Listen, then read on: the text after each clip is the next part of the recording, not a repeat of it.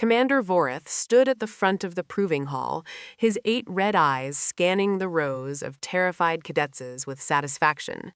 The dim blue lighting cast shadows across his dark brown, chitinous face, making his mandibles look even more menacing as they clicked together softly.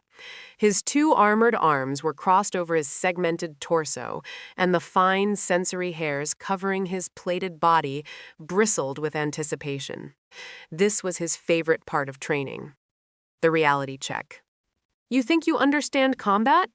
Voreth said, his voice echoing through the massive auditorium.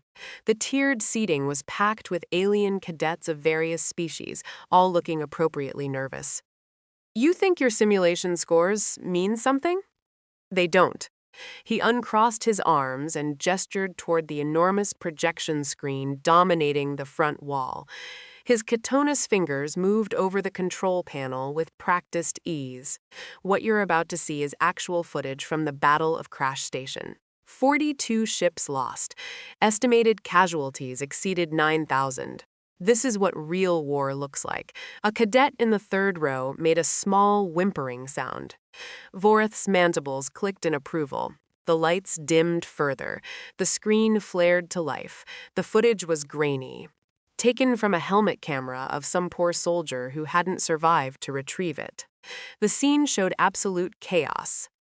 Energy weapons fire cutting through smoke-filled air, explosions blooming in the distance, debris raining down from a collapsing structure. Bodies littered the ground. The sound was worse than the visual screaming, the high-pitched whine of plasma weapons, the wet crunch of something Voreth didn't want to identify. Several cadets looked away. One covered their face with their hands.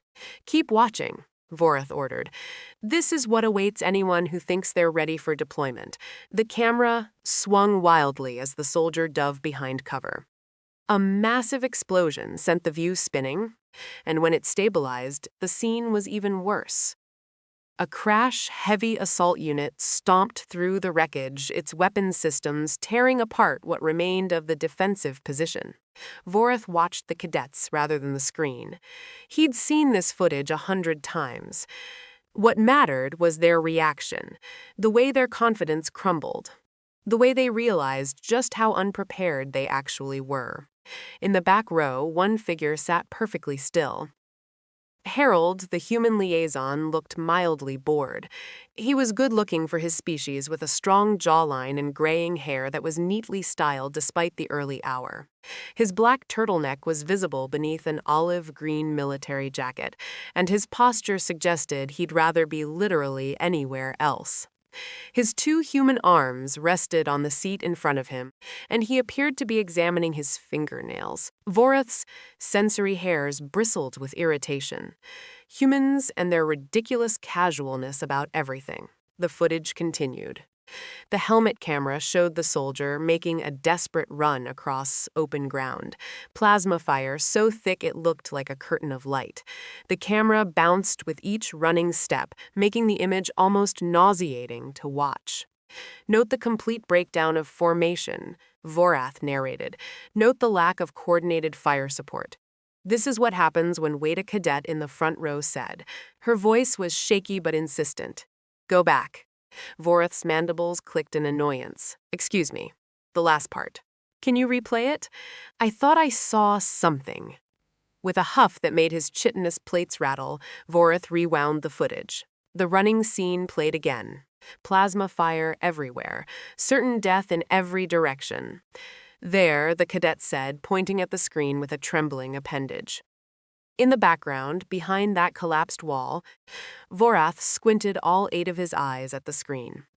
In the far background of the shot, barely visible through the smoke and chaos, was a figure walking, not running, not diving for cover, just walking casually through what was objectively the most dangerous battlefield Voreth had ever studied.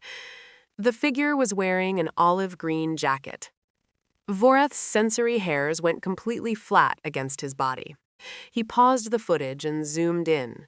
The image pixelated but remained clear enough. The figure was human, male, with graying hair. He appeared to be carrying a toolbox in one hand and had his other hand in his pocket. His expression, even through the grainy footage, looked profoundly uninterested in the apocalyptic violence happening around him. The Catonus commander's 8 eyes swiveled slowly from the screen to the back row, where Harold sat. Harold looked up, noticed he was being stared at, and gave a small wave with one hand. The proving hall went silent except for the faint hum of the projection equipment. "That's not possible," Vorath said. His mandibles weren't clicking anymore. They'd frozen half open in an expression his species only made when confronting something that fundamentally violated their understanding of reality.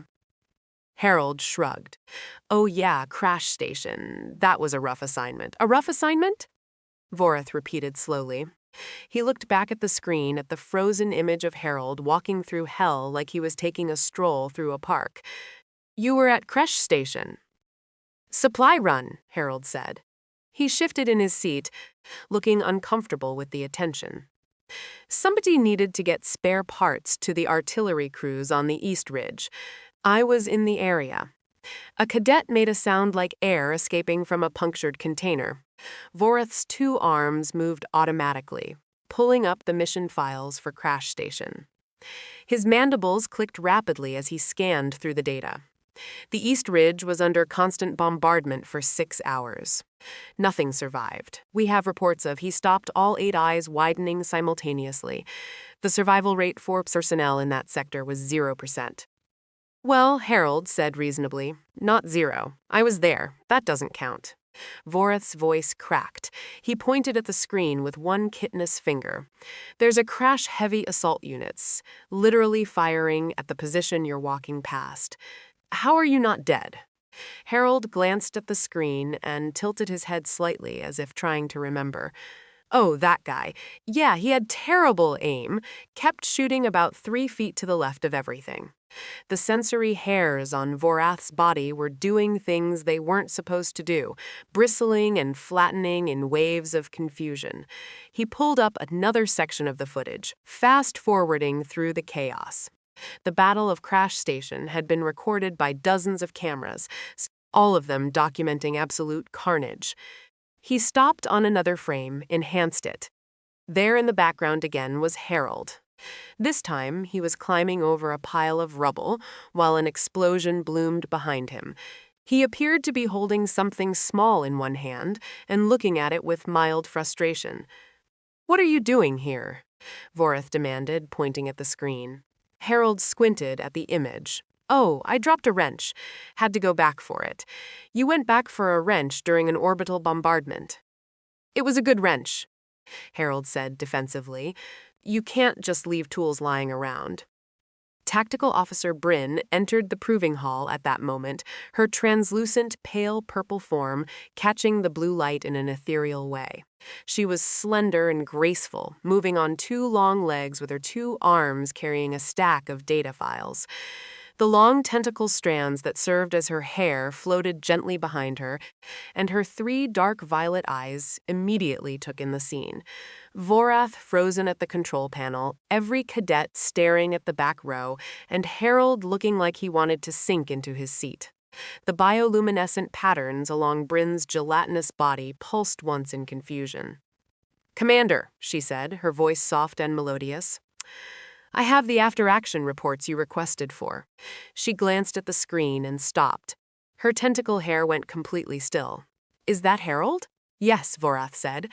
His mandibles clicked so rapidly they made a continuous rattling sound. Bryn's 3 eyes widened. She set down her files with both hands and moved closer to the screen, her translucent form seeming to shimmer in the dim light. "That's from Crash Station. Harold, what were you doing at Crash Station?" "My job," Harold said. He was definitely trying to disappear into his seat now. Bryn's bioluminescent patterns began pulsing faster, a sign of agitation in her species. Her tentacle hair started to ripple. "Commander, may I suggest we review Harold's service record?" "I was just thinking the same thing," Vorath said darkly. Harold raised one hand slightly. "Is that really necessary? I mean, I've already filed all the archives chamber now." Vorath pointed at the door with one chitinous arm. His sensory hairs were standing straight up.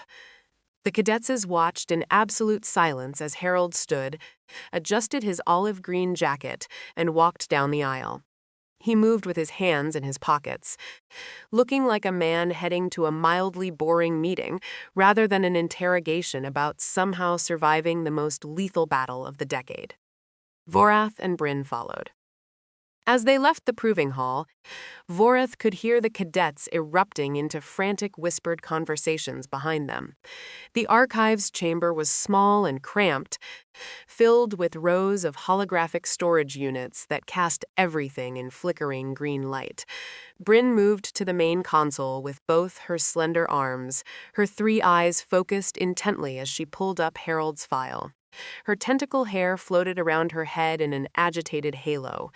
Vorath stood behind her, looming with his full height. Harold leaned against the wall, looking at the ceiling. "Let's see," Bryn said, her voice taking on the clinical tone she used when analyzing data. "Harold, human enlisted personnel. Current assignment, logistics, and supply coordination. Previous assignments include..." She stopped. Her body went completely rigid. The bioluminescent patterns on her translucent skin began pulsing. So rapidly, they looked like a strobe light. "What?" Vorath demanded. Bryn's 3 eyes were wider than Vorath had ever seen them. He's been deployed to 43 combat zones. That's not unusual for a career soldier. All of them were classified as unsurvivable. The archives chamber went very quiet except for the hum of the storage units. Vorath's 8 eyes swiveled to Harold. "Define unsurvivable." Bryn was scrolling through the files with both hands now, her fingers moving frantically across the holographic interface. Her tentacle hair was writhing. The siege of Morath Sekth. Expected casualty rate 100%. Actual casualty rate 100%. Except she looked at Harold. Harold raised one hand in a small, awkward wave. "The Void Breach incident," Bryn continued, her voice getting higher. 40 ships lost to dimensional anomalies. Complete loss of all personnel. "Except I was picking up medical supplies from the cargo bay," Harold offered. "Didn't realize anything was wrong until people started screaming about reality collapsing." Vorath felt his mandibles go slack. "Reality collapsing? It wasn't that bad," Harold said. "I mean, gravity got weird for a bit, but I just held onto a support beam until things settled down." Bryn's entire body was trembling now, a reaction her species only had when confronted with data that made no sense. The thorax nest extermination. Biological contamination levels incompatible with organic life.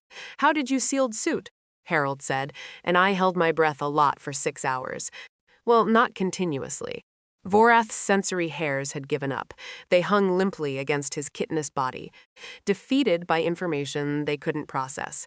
He moved closer to the console, his 2 arms reaching out to see the files for himself. Page after page of combat reports, disaster assessments, incident analyses, and in the corner of dozens of them barely mentioned was a single line. "Human personnel Harold present during event survived without injury." "This one," Vorath said, pointing at a file with one shaking chitinous finger. "The burning of Caldress Station. That was a supernova. The entire system was destroyed." "I got to the evacuation ship in time," Harold said. "The report says all evacuation ships were destroyed before they could jump. Most of them." "Yeah, mine made it. How?"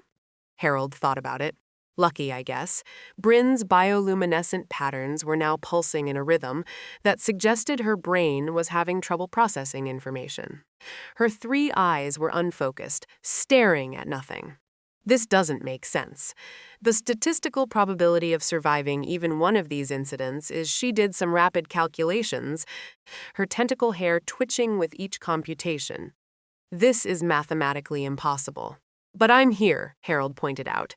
"That's the problem," Bryn's voice cracked. She turned away from the console, her translucent purple form practically glowing with stress. "You shouldn't be. According to every model, every calculation, every principle of probability and survival analysis, you should be dead hundreds of times over. But I'm not," Harold said succinctly, "so maybe the models are wrong." Vorath made a sound like a kettle about to explode. His mandibles were clicking so fast they were practically vibrating. Pull up visual records. All of them. Commander, I don't think. Pull them up. Bryn's two slender arms moved across the console, and the archives chamber filled with holographic screens.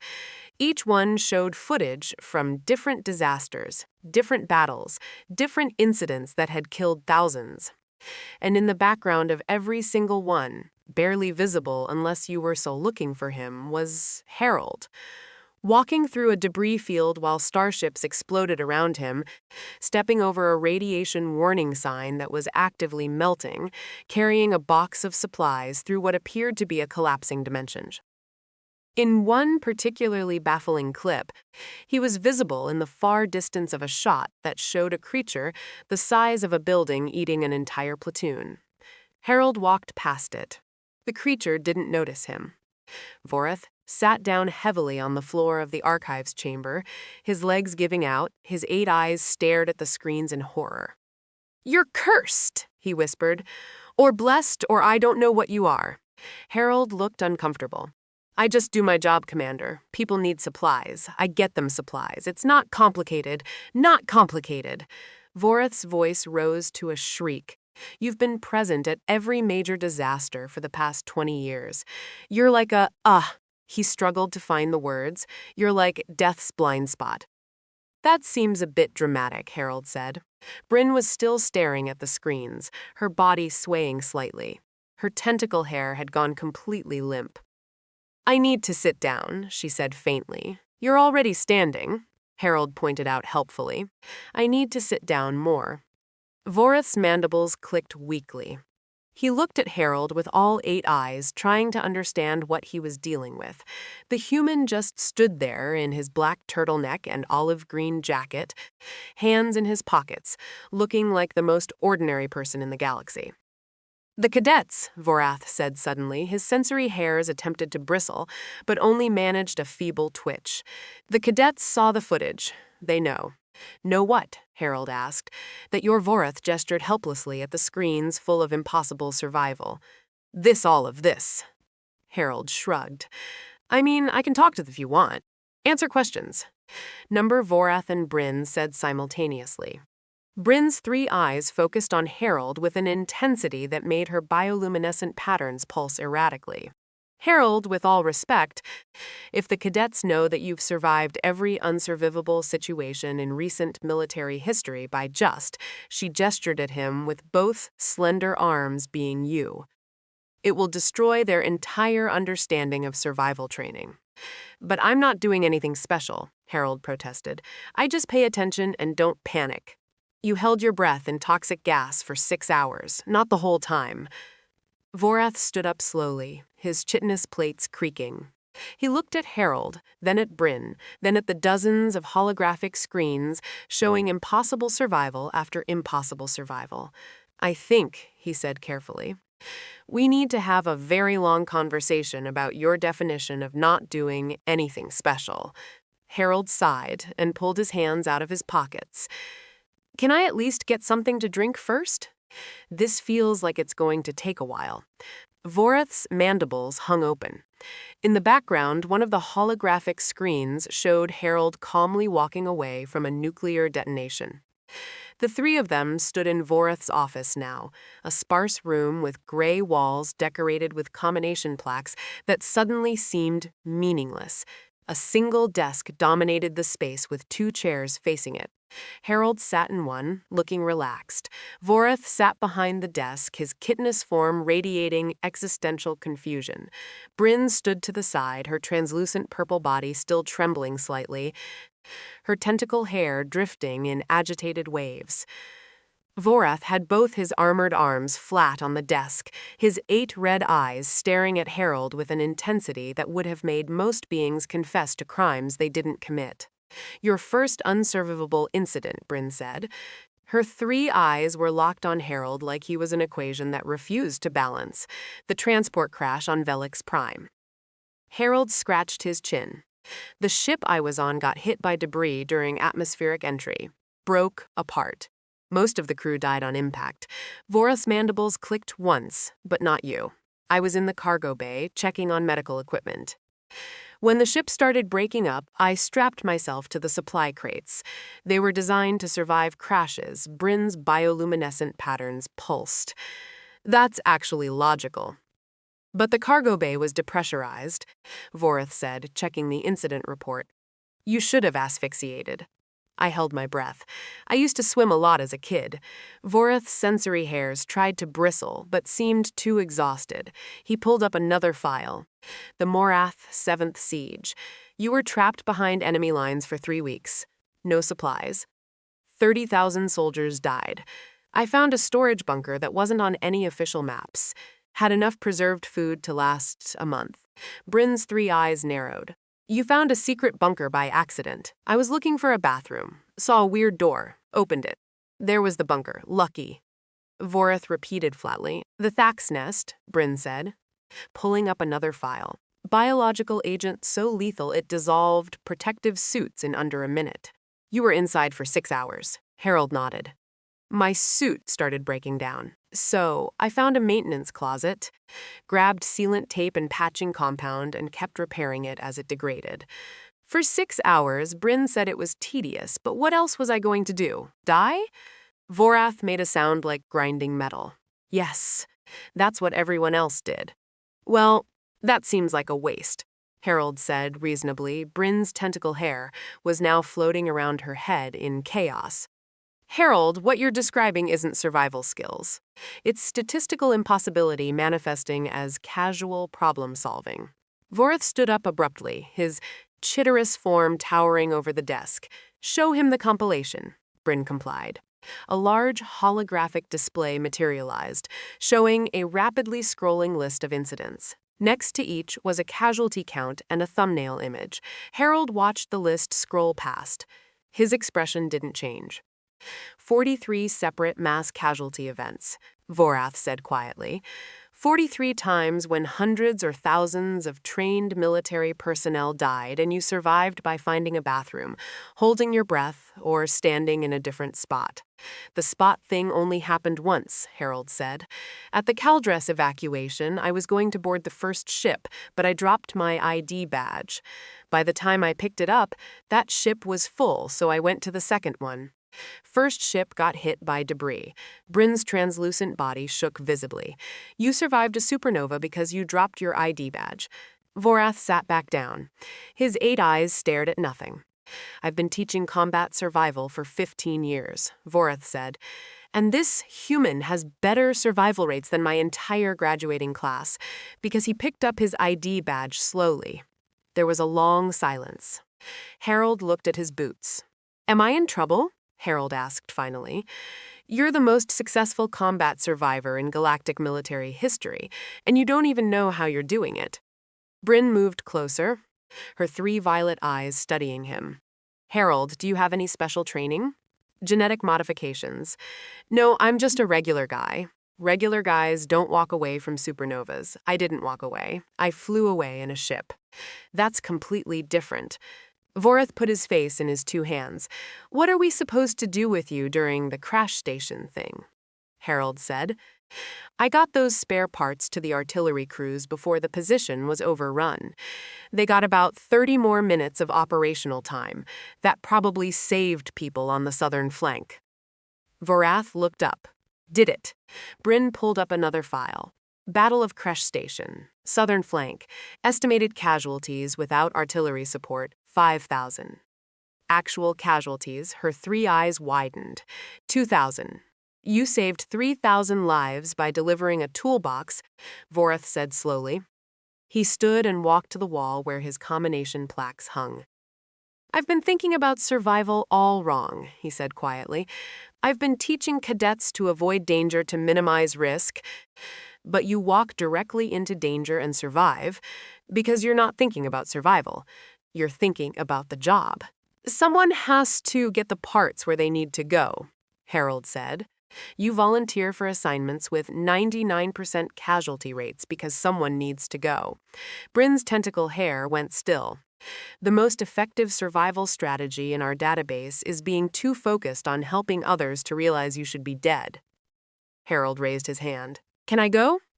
I have a supply run to the quarantine zone on Helix 4. The quarantine zone, Vorath said, where 3 ships have disappeared in the last month, right? Which is why they're low on supplies. Vorath looked at Bryn. Bryn looked at Vorath. You're going where ships disappear. Bryn said, someone has to. Vorath sat back down. I'm sending a message to command. That we've been wasting resources on survival training when we should just be hiring more humans and hoping they're as oblivious as you are. I'm not oblivious. You walked past a building-is predator, and it didn't notice you. It was busy eating. I didn't want to interrupt.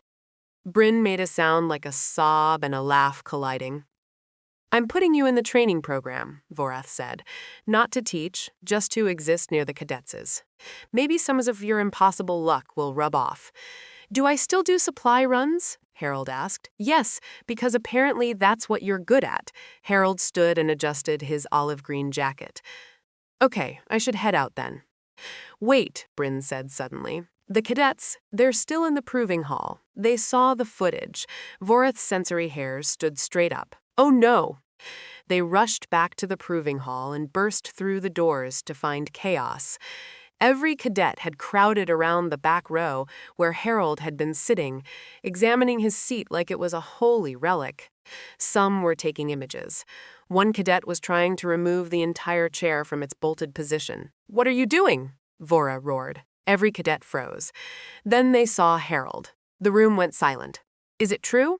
One cadet asked, voice shaking. Did you really survive Crash Station and Morath Sith and the Void Breach? Yes, Harold said simply. I was doing my job.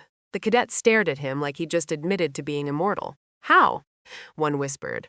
I paid attention, stayed calm, did what needed to be done, and I got lucky sometimes. Can you teach us? Harold looked at Vorath, who stood with his 8 eyes closed and his mandibles clicking in a rhythm that suggested he was contemplating every life choice. I think that's Commander Vorath's decision. Every cadet turned to Vorath. He opened his 8 eyes and looked at the ceiling. Fine, he said. Harold will participate in training exercises. Not as an instructor, just as himself. Maybe you'll learn something. Maybe you'll just watch him survive things that should kill him and have an existential crisis. The cadets erupted in cheers. I really do need to make that supply run, Harold said. You're dismissed, Vorath said. Go deliver supplies to a quarantine zone that kills everyone. I'm sure you'll be fine. Thanks, Harold said, missing the sarcasm entirely. He waved and headed for the door. As he left, Vorath heard a cadet whisper, Do you think if we follow him, we'll survive things too? Absolutely not. Vorath said, Harold survives. People near Harold do not necessarily survive, but he saved 3,000 people at Crash Station by accident. He was delivering parts. He didn't even know he was saving anyone. Bryn placed one slender hand on Vorath's armored shoulder. Perhaps we should take a break. I need to rewrite the entire training curriculum, Vorath muttered. Everything I know is wrong. From the distance came the sound of a ship launching Harold's supply run. Vorath pulled up the tracking data. He watched the ship enter the gravity anomaly zone. The signal flickered. Every previous ship had lost signal here and never returned. Harold's ship flew straight through, emerged on the other side, and continued toward Helix. Ivath turned off the console. I'm going to my quarters, he announced. I may never get up again. The cadets were still gathered around Harold's empty seat, discussing survival strategies in hushed tones. Bryn watched them. You know, maybe they will learn something that sometimes the best way to survive is to focus on helping others instead of worrying about yourself. Vorath considered this. His mandibles clicked once.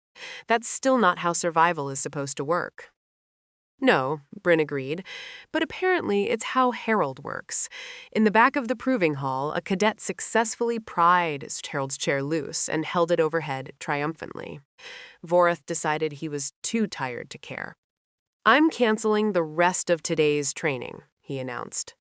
Everyone go think about what you've learned, which is that the universe doesn't make sense, and humans are terrifying. Voreth stood alone at the front, looking at the projection screen where Harold's image was still frozen mid-walk through a battlefield. His communicator beeped a message from command. It read, "Acknowledged.